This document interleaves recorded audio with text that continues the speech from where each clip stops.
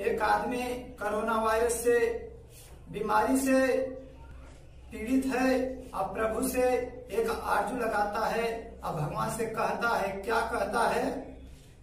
जाने भगवान कैसन, जाने भगवान कैसन ई आइल बीमारी, लागत कोरोना देई दुनिया उजारी, लागत कोरोना देई दुनिया उजारी।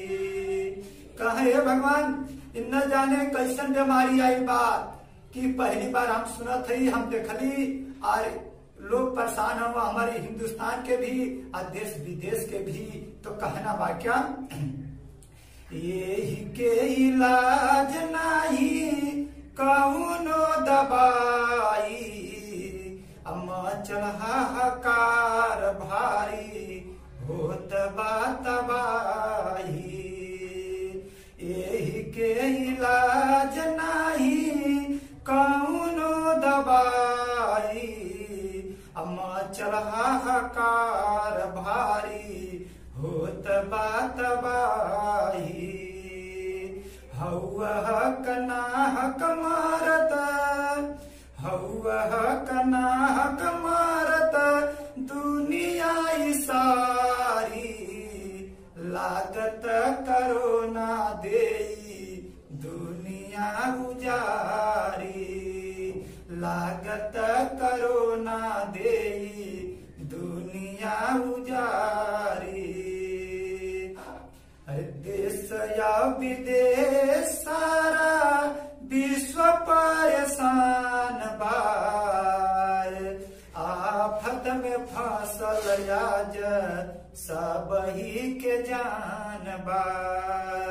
देश या विदेश सारा विश्व परेशान बा, आफत में फसल आज सब ही के जान बा।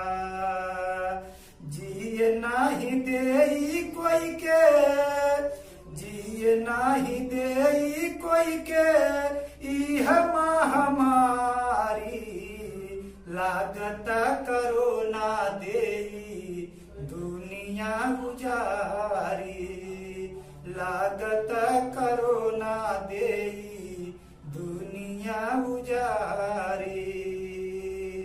नाश होई जाई ऐसन सृष्टि बुझाला,